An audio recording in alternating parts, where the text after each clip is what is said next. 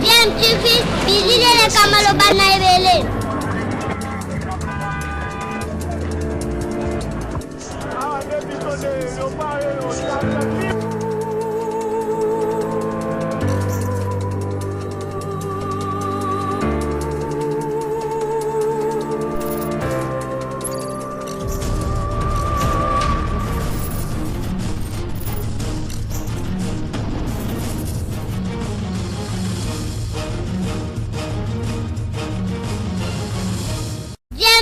Toujours un enfant.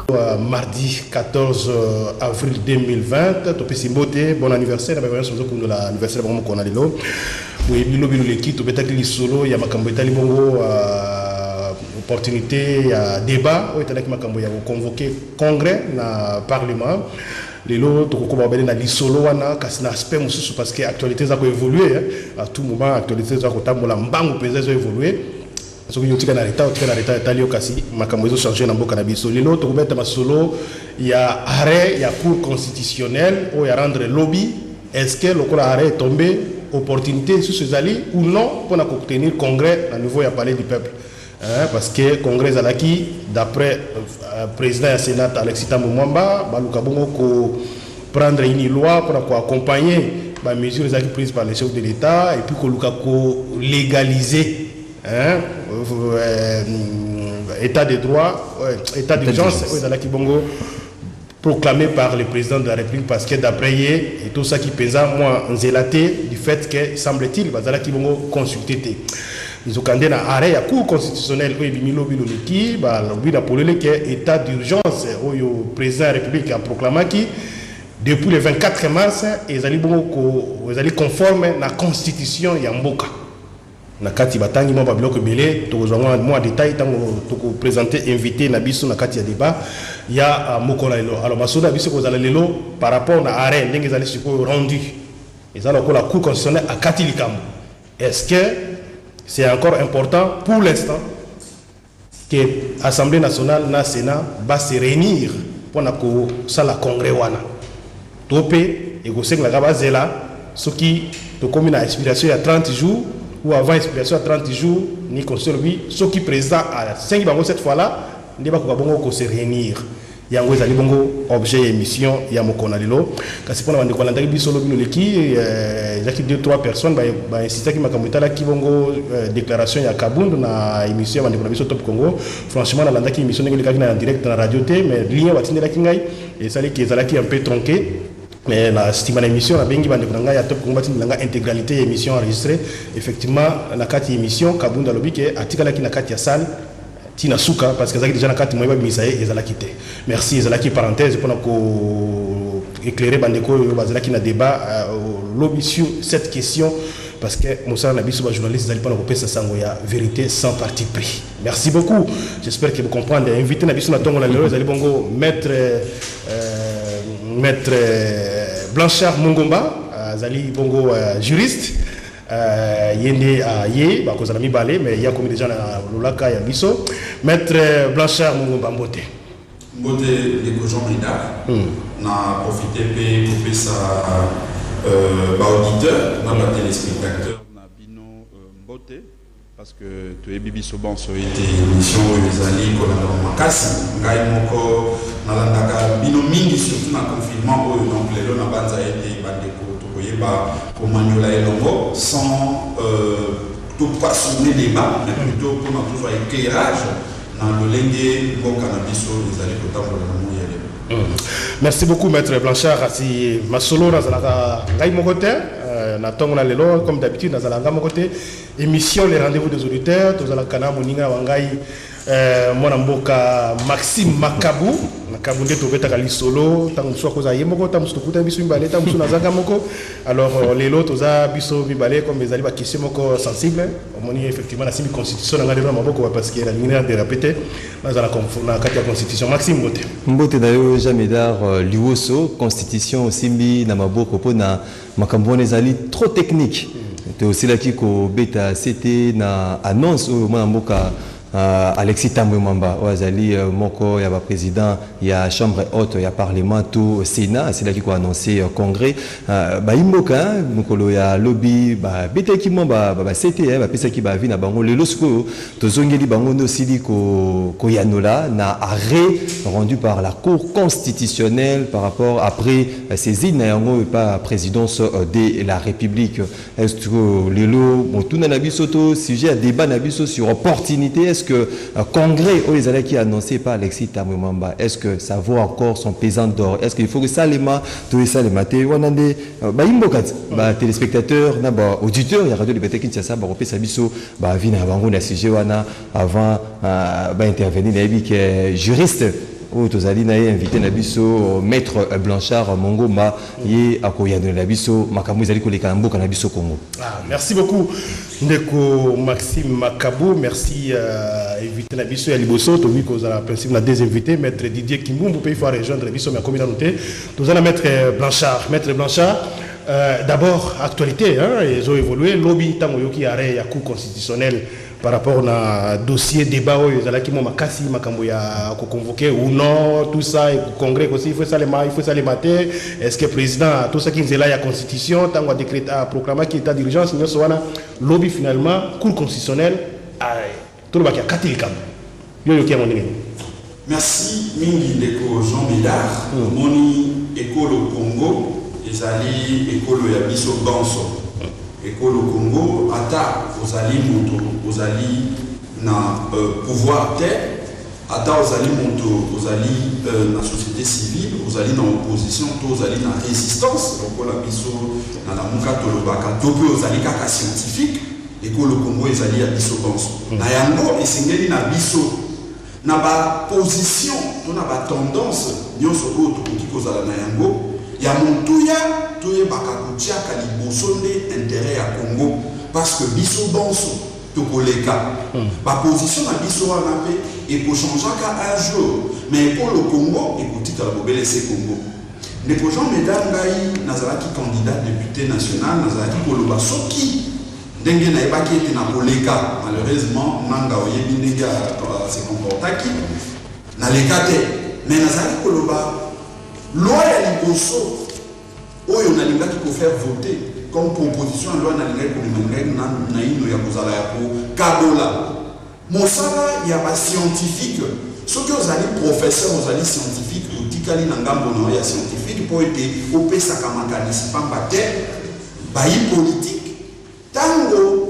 bazwaka tango nyonso maloba souvent ezalaka mwa moke na couleur ya mangomba politique na bango donc ngai nalingaki kokabola mosala ya politique na mosala ya scientifique soki olingi ozala professeur otikali professeur kaka kosala politique te soki olingi kosala politique olongwe professeur ozwi nano congé kuna otikali kaka na politique olingaka olimite badroit ya bato olimite yango mpona intérêt ya mboka mpe bato lokola bamagistrat kokende na ba disposition oyo ezali na loi oyo ezali koorganize mosala na bango ete ba mise en disponibilité wana ezalaka te soki ozali magistrat otikali magistrat ozala passionné parce que mayemaleki lobi ndeko Jean Médard esali pasi na motema pasi na ndenge nini pasi na motema mpona nini merci na motuna wana ndeko Jean Médard c'est parce que lolenge oyo confusion ekokota na mitu ya bayi ekolo après arrêt oyo ya cour constitutionnelle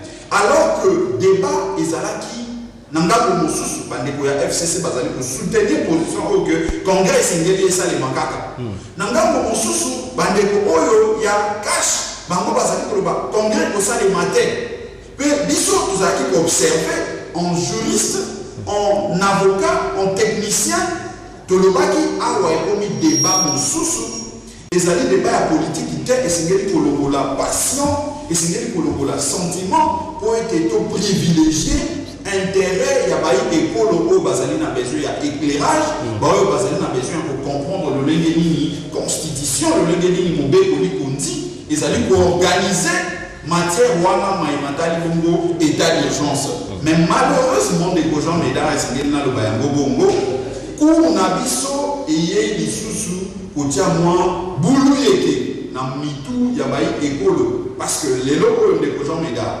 esengeli toloba na bosolo ete ordonnance oyo ndeko président de la République parce que ah tout ça pas principe président de la République a droit qui ezalaki na mbeba na kati na yango attitude pe ya président ya Sénat ndenge alekaki mpona koloba ete bazalaki consulté te ezalaki mpe na mbeba na yango mpe lelo cour constitutionnel moto oyo asengelaki komema lumière na mayoa lende akati likambo tomoni ete akati likambo solo mais lelo oyo esengeli tomaniola lolenge oyo akateli likambo est-ce que c'est vrai pareil à cour constitutionnel tokoki kokota na yango te mpona kotelemela yango mais awa awa tozala opinion bakongole balingi bayeba tomoni ete arewana ekei na lolenge ya bosolo te ndeko Jean Médard où est le problème eza à quel niveau parce que olandi arrêt ndeko Blanchard bazuzi balobi na polele na kozwa nyonso te na dinga moins 2 ou 3 points je crois 6e point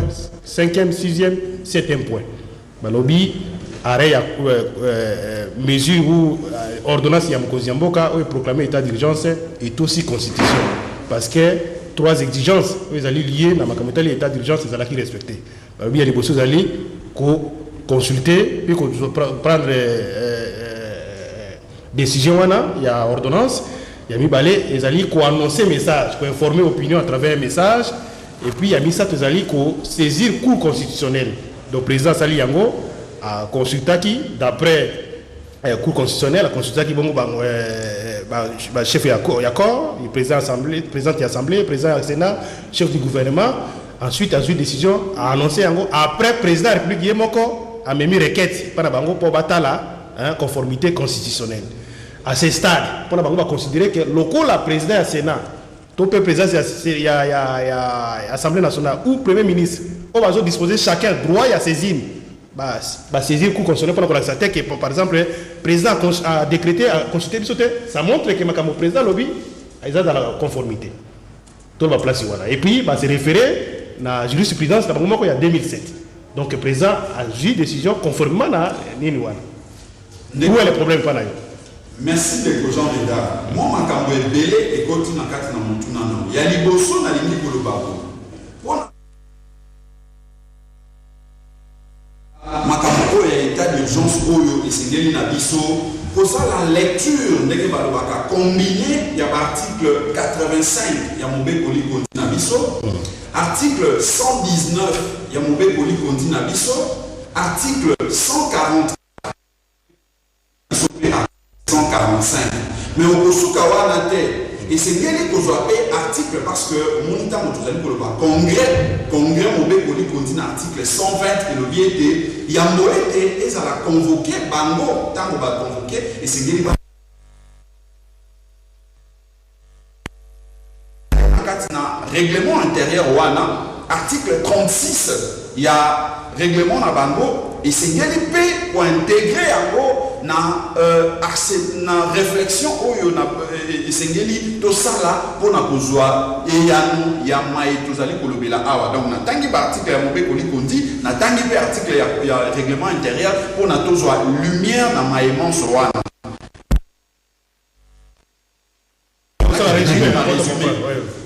mobeko likondi elobi boye article 85 soki ba circonstance grave eyei kotungisa ekolo tata mokonzi président de la République azali na ndingisa ya koproclamer état d'urgence mais elobi mpona koproclamer état d'urgence wana esengeli na ye aconsulte président premier ministre président ya Sénat président ya Assemblée nationale mpe na nsima nde akei koproclame yango na message moko oyo akosala na bayi ekolo mpo ete bayeba ete état d'urgence ezwami pamba te bacirconstance oyo tokomi na yango ezali kosala ete totambola na ndeko Blanchard d'après puisque toza déjà na bafait c'est que par rapport ya crise sanitaire oyo tozali na yango ezali circonstance moko ezali grave esengelaki ete tokende na état d'urgence wana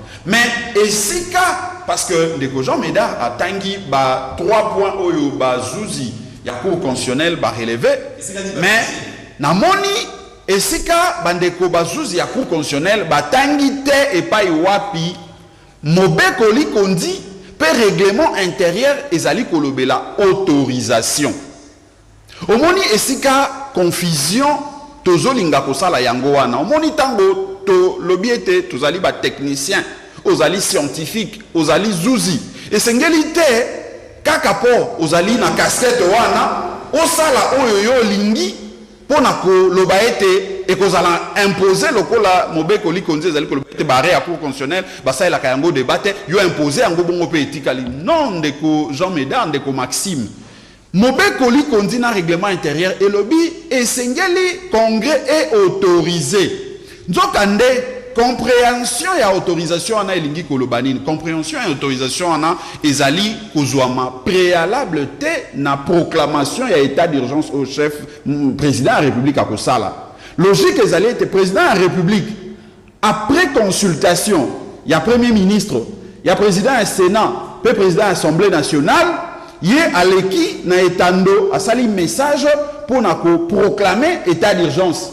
Na sima na yango, na sima ya proclamation ana, nde congrès se réunir un peu na le poto to ki ko le bezali ko la ko prendre acte ya proclamation ya état d'urgence wana pe ko zwa ba modalité d'application ya état d'urgence wana ndenge nini esengeli ko zwa. Vous allez que pour congrès se réunir, il faut y venir saisir pour la carte d'espèce. Pour la carte d'espèce, c'est autre président a proclamé état d'urgence. Ce n'est pas que le Congrès y a un moment que s'auto-saisir pour se réunir. Nous avons constaté que Alexis a dit qu'il faut pas ça la ligne. En principe, il fallait pas la saisir par le président pour voter la loi ou pour accompagner la mesure. Est-ce que Bango peut que c'est moi, Moutou, ils sont partout. Ils sont à côté à Sénat, dans le Parlement. Natangoa Nandeko Jean Médard et Sengela qui était le président de la République à saisir Bango, à convoquer Bango. Parce que tango mobeko likondi elobi ete à consulter Bango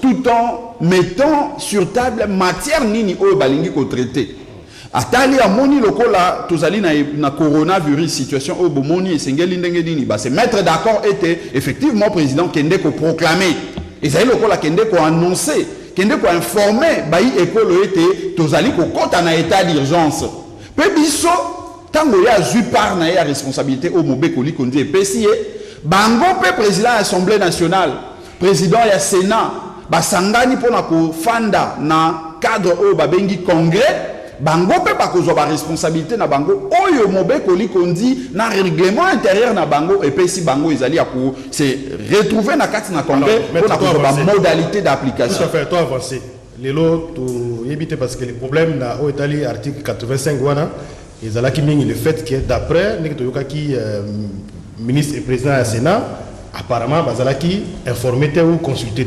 D'après lui, mais le président a continué requête, il a souligné que Bazalaki consulté. Donc, l'état pour l'équipe.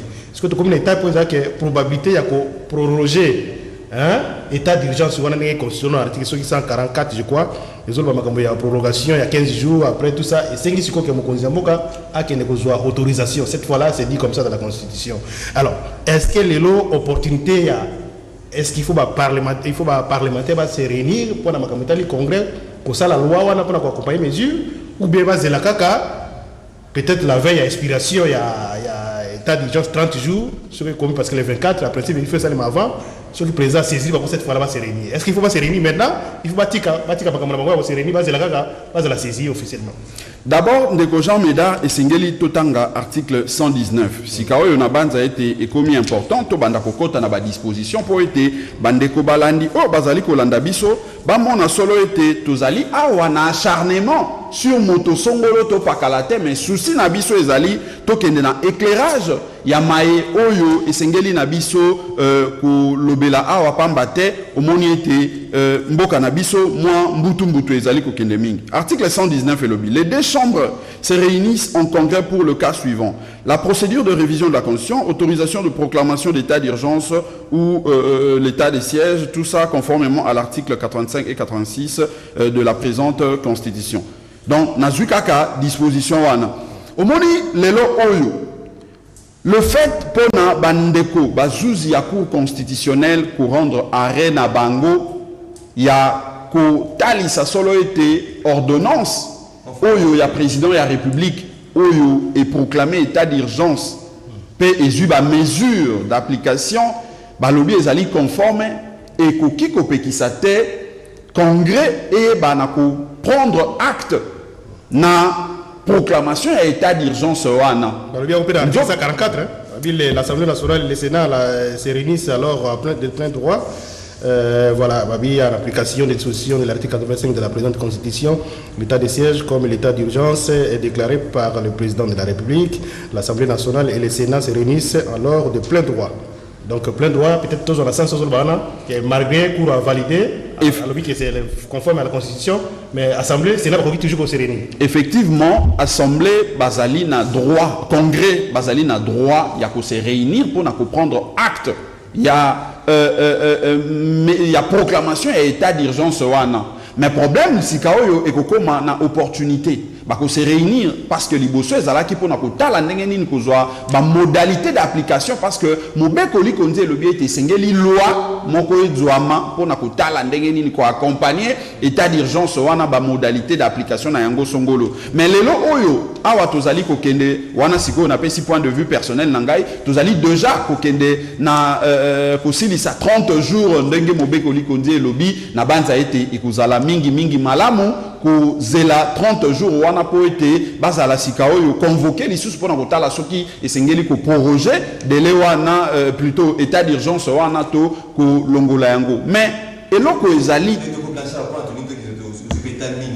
téléspectateurs na auditeur na biso ba lembi ba yo ki ba explication de Co Blanchard maramunyoso mais lelo tout le monde a point de vue complètement divergent après un arrêt il y a cour constitutionnel ou à conformité à l'ordonnance il y a chef de l'État nous sous lobby congrès ils allaient sous opportunité na minute où il y a ça là pour na yo vous allez tenir coûte que congrès va na ça là ma tout opportunité na vous allez sous-souter yango moni na utikoloba par rapport à l'article 144 alinéa na yango mibale ya liboso na uti kopesa o ezali point de vue personnel na lobi était opportunité wana parce que balobi bazali ko se réunir de plein droit donc bakoki ko kutana pour na ko prendre acte ko constater justement proclamation état d'urgence wana si bien que cour à rendre o yaye arrêt parce que yango tende mutu ko sala été ba remettre en cause arrêt à cour to ba débattre sur arrêt à cour mais ko sala pas prendre acte effectivement donc le fait pour le chef de l'État ou à des mesures respectables selon à l'équipe à constitution mais après arrêt il y a cour constitutionnel est-ce que il faut et qu'il négare la sens soit ou bien il faut pas réagir mais pas monsieur ndeko Maxime na banza été na uti kotalisa awa solo été président de la République tango a proclamé état d'urgence. Ce qui total indenge na lobby, lecture combinée, il y a Mobeko, il y a disposition article 85, article 119, 144, 145 na règlement intérieur, article 36 na yango. Au Congo na solo été président de la République ordonnance na ye et sali moi mbeba na kati. Pambate ba lobby tango au proclamé état d'urgence et sengeli parlement plutôt congrès et se réunir pour na modalité d'application. Nzokande article 36 il y a règlement balobeli autorisation. Autorisation on a nazaki kopesa explication à koloba solo été ezali autorisation o bande ko sengeli to comprendre yango lokola prise d'acte lokola ko constater justement que kotala ndenge nini ko accompagner ba mesure ko accompagner proclamation état d'urgence wana donc ezali autorisation préalable était mais ezali autorisation o ezali ko salama en juste après que proclamation et salama et pas président de la République. Merci beaucoup. Ce qui otali na ce qui sawana ya mboyote to évoluer ce qui otali arrêt ya cour constitutionnelle o bande ko babimisi à 2007 ce qui otangi arewana malamu ndeko Jean Médard ndeko Maxime okomona ete arewana ezali ko revenir ko limbola par rapport à autorisation préalable ndenge bandeko basusu bazali ko banza ete yambo ete président a proclamé état d'urgence et sengeli préalablement azwa autorisation à parlement ezali lolenge wana te tandis que disposition autre ezali ko lobela na article 36 ya règlement intérieur ya congrès ezali ko loba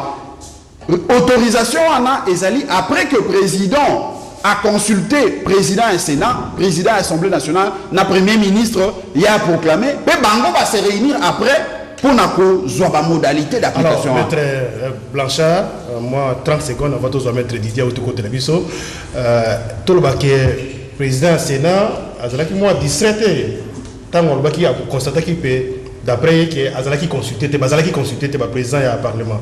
Est-ce que fallait-il pas qu'il recourir rapidement à la Cour constitutionnelle pour que le président a respecté les modalités? Parce que le président a pris apte le 9 qui a déposé une requête et puis il va valider. Yango moni de Jean Médard inattendu peut-être. Nalingaki kokota na ino na dimension politique te nalingaki totikla na dimension scientifique pour na kotali ça intérêt au tozali na yango pour na sujet oyo. Mais ce qui tolandi lolege ndeko na biso Alexis Tambo Mwamba président ya Sénat à lobby au moins a été moi dose politique ndambo pe ezalaki na maloba na ye parce que tango a lobby était bazalaki consulter te gai nazali kondimela ete pamba te na ebisolo ete bazala consulter bakutana na président ya république parce que tous allez kolobe là ba principe Mama Mabunda premier ministre bakutani pona ko solola maematali état d'urgence wana avant etende konabiso Chilombo président aleka na ko proclamer état d'urgence wana donc epai ya lingaki ko maniola epai ya lingaki ko kota na biso na bozindo et l'ingaki kozalande na article 85 wana na sena yango alinéa suka ndenge ezali koloba ete esengeli ba se réunir pour na bazwa ba modalité d'application ya état d'urgence wana o ezalaki proclamé mais koloba ete bazalaki consulter te na banza ete akotisaki moi dose politique moke pamba te oyebi ete bitumba yango ndenge na lobaki na introduction na ngai awa ezalaki lokola bandeko ya FCC na cash o bazalaki koluka kobundela eloko oyo bazwa ya bangote eloko ya ngani ya peuple nzokande débat awa ezalaki débat scientifique et sengelaki ko se dépassionner moi moke pour na couper sa lumière na éclairage na bayi école Didier Kimbungu vous allez plus juriste to comme ils sont en retard moi makasi mais ça l'autre côté on peut ça moi point de vue na autant moi 3 5 minutes avant to zabongo ba ndeko bazolanda biso certainement standard les ko chauffer pour appel oyoki décision lo bindenge nini bato bazozala débat makasi non congrès il faut congrès te ko salema te oh tout ça. Et puis finalement, Cour constitutionnelle a Kati Makambo. Mais la surprise, pour nous, on peut montrer que la Cour constitutionnelle a un objectif de côté. Bon, nous avons un respect de la Cour constitutionnelle et puis révérence de la juge. Mais dans Makambo et Zosalamanamoka, c'est une jurisprudence. Est-ce que la jurisprudence soit là? Et comme Mamboka na ndenge ya komaniola na mayele mibeko amboka c'est compliqué. Et donc nous acceptons l'arrêt mais vous êtes un peu déçu hein arrêt wana est-ce que ça a dose politique te parce que arrêt yé ko bongisa likambo ezaki ya kotengama. En fait, c'est ça le problème. Alors que conformité, il fallait. Abongi sito a dit droit. Abongi sito mais quand on dit que l'ordonnance se déroge, c'est une mesure, c'est un acte dérogatoire.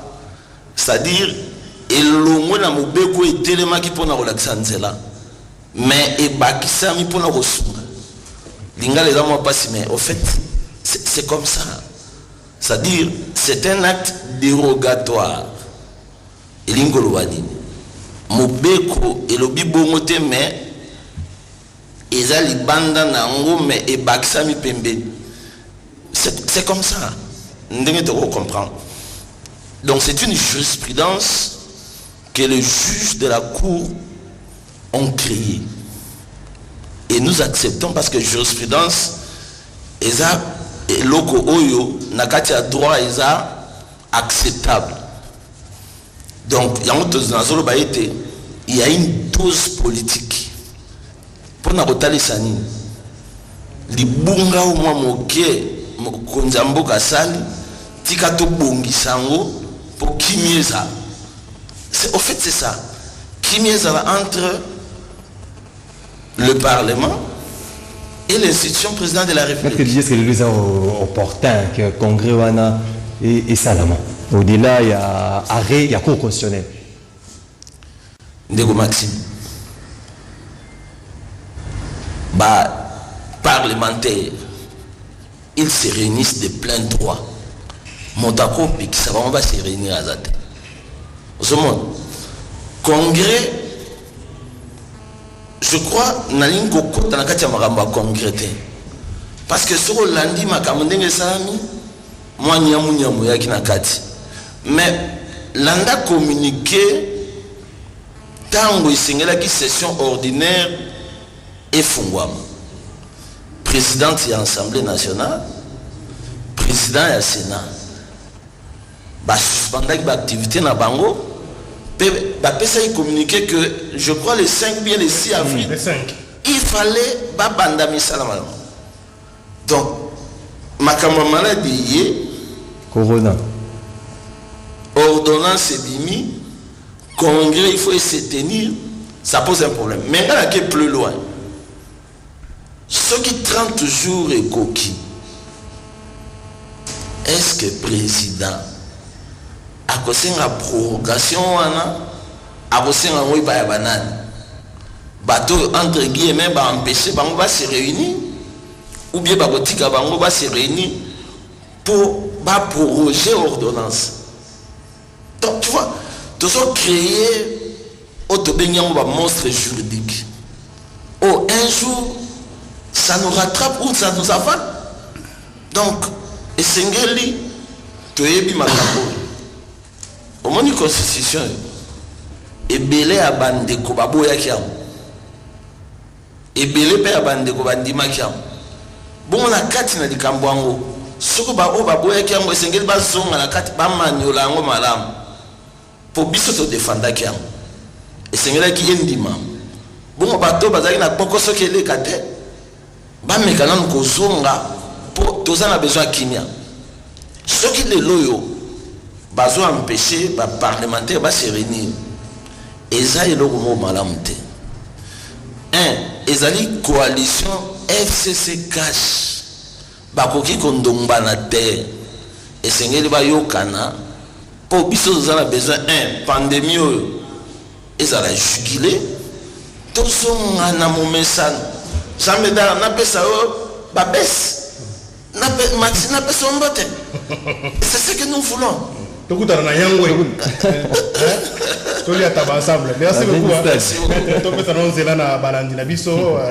Rendez-vous des autres. 10 secondes.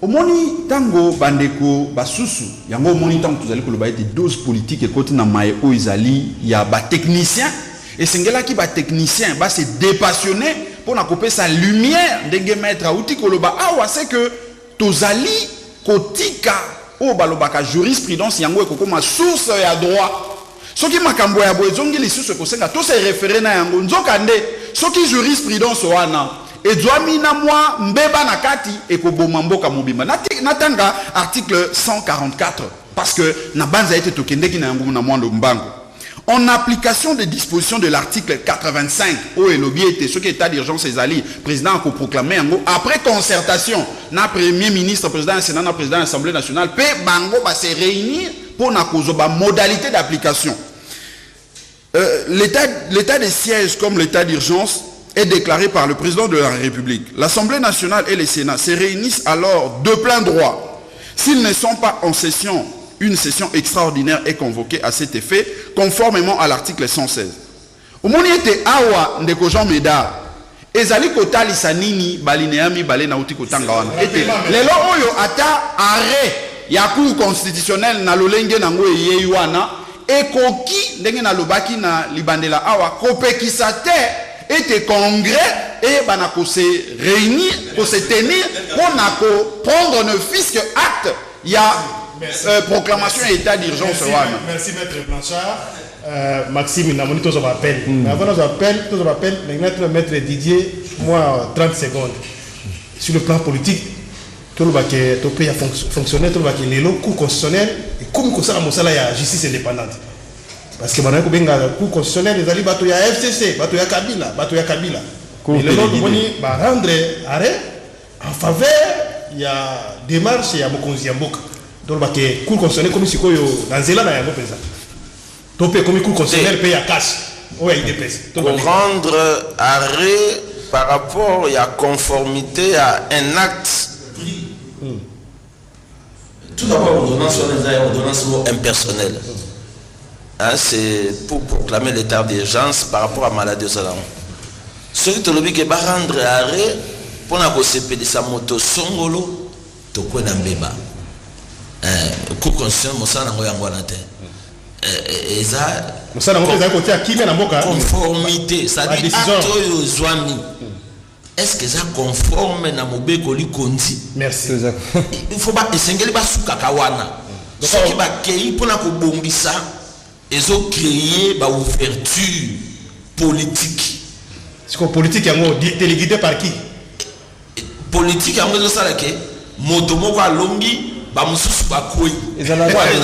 Merci. Merci maître Blanchard. 082 33 33 749 082 33 33 749. Peut-être au béni 30 secondes pour tous un fils que. Allô, bonjour. Allô, bonjour. Bonjour, papa. Oui, c'est M. Franck Nalimete. M. Franck Nalimete, rapidement. Je salue d'abord mon jeune frère Mongomba, que j'aime bien, un avocat brillant. Si. Oui, mais le grand problème qui est là, je sens aussi la dose politique dans ses analyses. Oui, parce que vous savez, les moments pareils, il a appelé Maître Willy Wenga, qui est vraiment maître, qui est ni de la Mouka, ni de Cash, ni du FCC. Alors on peut avoir vraiment, oui, mais les deux maîtres qui sont là, bon, l'autre je ne le connais pas bien, mais Blanchard, c'est un garçon brave, mais néanmoins, il fait les analyses avec une dose politique, comme je l'ai dit hier avec le juriste maison Laurent Onimba Lungandeke. Alors, nous ne voulons pas, parce que les juristes nous mettent beaucoup en confusion. Confusion. Oui, la plupart des juristes ne connaissent jamais d'art. La confusion, aujourd'hui, ils sont en train de débattre sur ce que les autres ont fait ou la Cour constitutionnelle. Vous pouvez pas juger sous ce point de vue. Moi, j'assiste souvent au parquet, j'ai des amis magistrats. Mais je vous informe que avocat Nemoboni Bangwana, en tout cas, ils ont avocat comme tel, c'est juriste. Mais c'est quel est l'essentiel de Borabiso Franck parce que tout ça, quel est l'essentiel? Opportunité à congrès. Oui, est-ce que les choses sont dans le bac, il lobby déjà qu'il y avait un problème politique qui s'est posé déjà au niveau, il y a Tambo Mwamba, justement, il y a président, il y a Sénat. Tout ce que vous êtes en train de voir ici, Ezali Kaka Ndenge, justice et commis indépendance. On risque de poursuivre beaucoup de gens qui ont géré à l'époque. Et maintenant, les gens là sont allés auprès même du ministre de la justice publique. La modèle la paix est là, ce n'est même pas de l'eau non. Maître Didier Blanchard parle que non, les gens là se réunissent. Mais coronavirus, c'est Zawana. Alors les églises vont se réunir aussi. Merci beaucoup. Est-ce que vous voulez peut-être juriste merci de Franck. Merci de Franck. Merci beaucoup. En tout cas, les exceptions sont l'équipe 30 secondes au Catillo. Merci beaucoup. 082 33 33 749. Allô, bonjour. Allô, bonjour.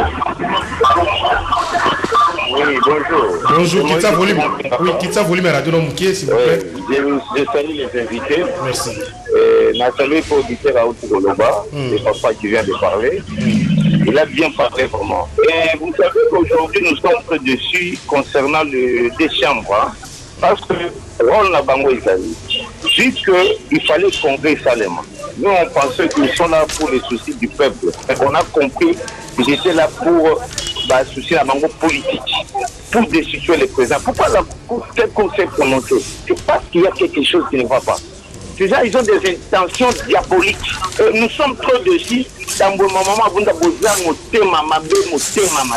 le pensait, même moi, je pensais que Tabouni devait avoir raison. Mais vous êtes déjà de mauvais cœur. Nous sommes en train de subir ici avec cette mort. Il fallait même comprendre. Je vais poser une question aux invités.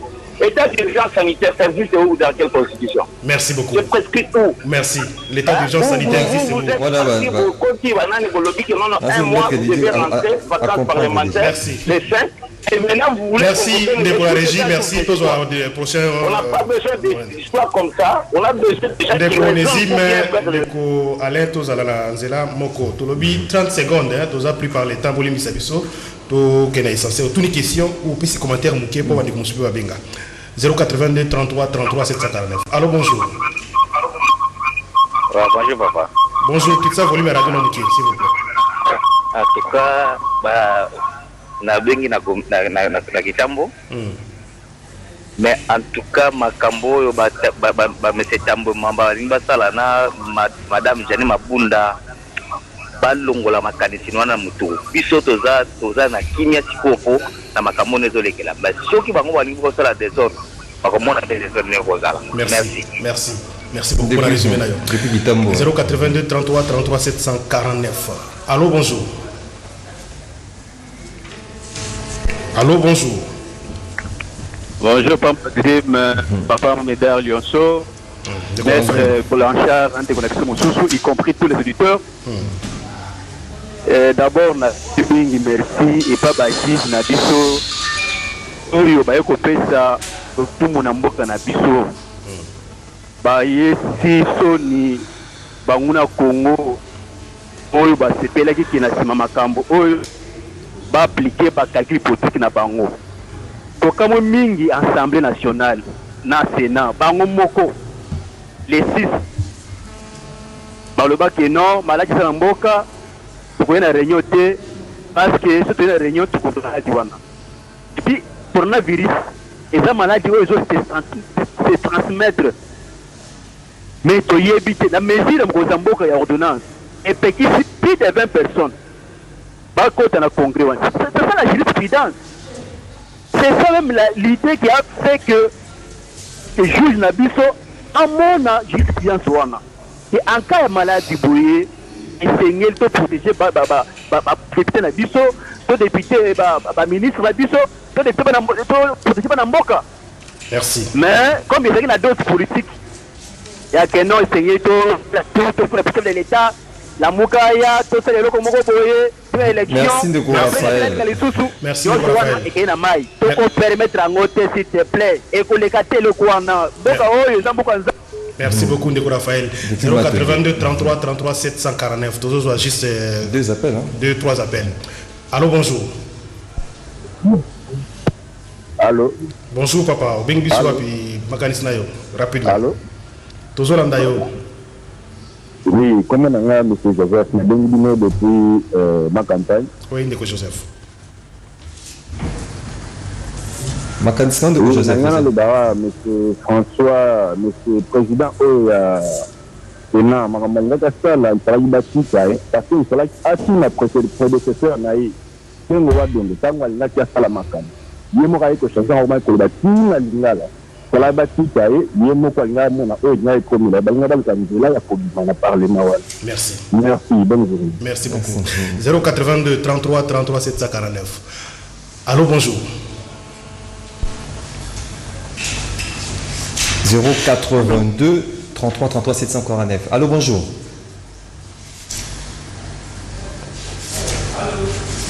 Allô. Oui, tu as eu. Allô, ben, il y a comment dans l'intégration.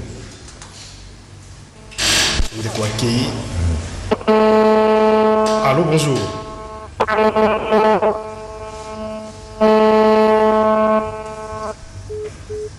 On est standard 082 33 33 749. Allô, bonjour. Allô, bonjour. Bonjour. Allô, bonjour. On a bien à partir de Yalemba. Combo. Ok, nalingina tuna mutuna la ngabui pas juriste bazawana. Est-ce que président et assemblée nationale na Sénat bakoki kosa la lettre T sur bamoni irrégularité la présidence de la République au lieu à koleka na télévision na place publique question ngeza bongo. Merci. Tous auditeurs tous molangi ya suka c'est que na bango bazana problème ou pas. Merci beaucoup, Papa Joseph. Alors, dernier mouton à compte dans la standard, dans la chance de passer ma canisse, 30 secondes. Allô, bonjour. Allô, bonjour. Allô. Allô, bonjour, papa. Allô. Tu as dit que tu as dit que Allô. oui, tu as dit que désolé, Ndeko Maxime, tu communes à. Allô, bonjour. Allô, bonjour, qui t'a volé la radio là, oui. Très rapidement, ma canisse. Oui, bonjour. Oui, allô, bonjour. Bonjour, papa. On volé la radio là, ma canisse. Rapidement, dans la commune à Célé. Dans la commune à Célé, oui. Oui, rapidement. La zone de émission de réseau qui n'a pas mettre les bazan à plateau. Bande comme tous les intervenants vont être bien na commune na bazan na problème moi tu bal mondam. Pour ça la langage na va venir kaza nationalité ya bato kuna. Non, c'est comme tribalisme. Merci. Quel est l'essentiel mécanisme rapidement zanini opportunité à congrès. Est-ce que pour construire le lobby va à la congrès ou va à la télé? Ma cantina ezali boye mokonzi ya mboka na bato na ye assemblée nationale biso tozali bapeti peuple soki bakosala makambo po ezali na avantage na biso. Merci beaucoup, on a compris l'essentiel. Basta la makamna oyo ezali avantage ya peuple. Toba na maître Didier, maître Blanchard aussi ça. Au lobby au PSP quoi avoir conclusion par rapport comme na suka. Mais la ligne préciser, est-ce que congrès, sur le congrès ba ko décider par exemple plus maramoko parce que c'est ça la crainte en fait il y a population. Ba lobby que mayele mabe zalaki, sur le congrès salemi, ça veut dire que ba ko luka ba longo la président de la République ba destituer. Oui, bisa biso mibé ko lobby ni moi rapidement pour toi comprendre. C'est ça un peu la confusion et za la habitué bato. Préoccupation en fait. Article 144. Na suka kuna. Na kotanga. Oui, rapidement maître. L'Assemblée nationale et le Sénat peuvent par une loi mettre fin à tout moment à l'état d'urgence ou à l'état de siège. Donc, état d'urgence, il y a une dose politique. FCC na cash, baza na pouvoir. Et c'est ngeli ba yokana pour mboke kene malamu. Batika biso to vanda nye na makambo bango moko bayebi. Merci. Et c'est très important. Donc, je droit au yoye pour na kobongisa moi qu'on soit sur le plan politique. Quelle est la question à mettre pour te souka? Question des actions. Lobby, mibe ko lobby ni parce que crainte ya bato. Ils allaient que tango président Sénat a annoncé que congrès au Salema et ni ko baké na maele mabe ezali balingi ke nanzela ya congrès balongola mokonzi ya mboka. C'est en fait ça. Ndeko moko uti ko bango ndeko Raphaël je crois lui va destituer mokonzi ya mboka. Non. Est-ce que dans ce congrès a convoqué bakoko longola mokonzi ya mboka? C'est pas sa population dans la sens wana. Amour, je me trompe. Congrès 1, ils ont se réunir pour nous faire sa autorisation. Il y a Otobengiango, ordonnance, il y a état d'urgence, Oyo Mokonzambo Kajwan. Ce qui est prérogative du Congrès, nulle part. Autant Ango et Kolobaete, ils ont pour destituer le président de la République. Waneza bateau, Bamanioli vraiment. Bon, au moins, dans le Congo, tout est possible. Parce que nous l'avons accepté. Mais ils ont bon côté. Nandé Mobeko lui connaît commis. Ils ont bon côté. Merci, Maître Blanchard. Rapidement, ma question et puis conclusion. Ndeko Jean Médard, n'a pas ici d'abord merci à Bandeko, auditeurs, à téléspectateurs, au Babengi pour participer à l'émission. Ils ont les seuls intérêt à l'émission. Mais dans mon balobi, dans mon été. Ils allaient plus manipulation politique et côté na mitu ya biso bayi ekolo yango moni bandeko ba côté na crainte mais yambo etena tuna ya nola na motuna na yo na lingi ko relever biloko mibale l'article 85 ezali na linéa suka ezali kolobela eloko mo balobi modalité d'application. L'article 85 balobi mesure d'application. Et les kolobani ordonnance, il y a président de la République, ils allaient mettre en place des mesures, il y a accompagnement, il y a des mesures d'application, il y a ordonnance naïe. Mobeko congrès, tant que se réunir, ils allaient proposer des modalités d'application, il y a état d'urgence. Les autres, ça solo été les lots oyo, quel que soit arrêt à cour constitutionnel et bimi pour na koloba été ordonnance, il y a président de la République, ils allaient conforme. Et en côté qui sa congrès et ça la moussala parce que ce que tali n'engena bimisi modalité d'application na mesure d'accompagnement et ça les bilo comme balé chaque institution est en compétence na yango sur base il y a principe il y a séparation en pouvoir et ça la moussala na yango donc parlement na kati ya congrès et que ça la moussala na yango o mobeko li kondi na article 85 na 144 et pesi yango p 119 président de la République a kosala oyaye moto mosusu akoki kopekisa moninga te.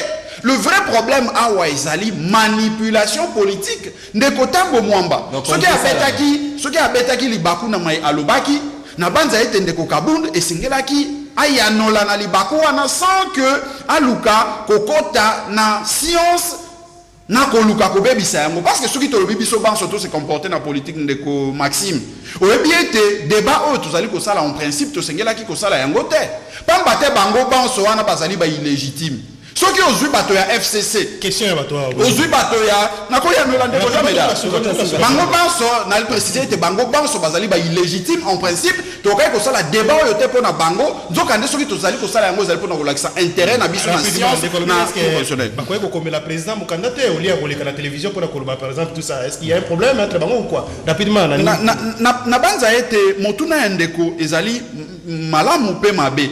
Parce que, ata, ceux qui bandeko eux, komaki mokanda na cour constitutionnelle, pour na koloba ete ordonnance, pour président, pour na koloba ete ordonnance na eux, na moi mbeba, yango tende kokaki kopeki sa congrès et se tenir. Parce que, mon article 85 944 et lobby, il y a les bosso abi, président de la République a sali ko proclamer état d'urgence.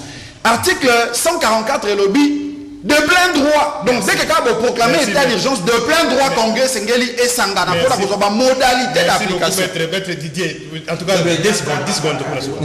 Oui. Pour violer 10 secondes.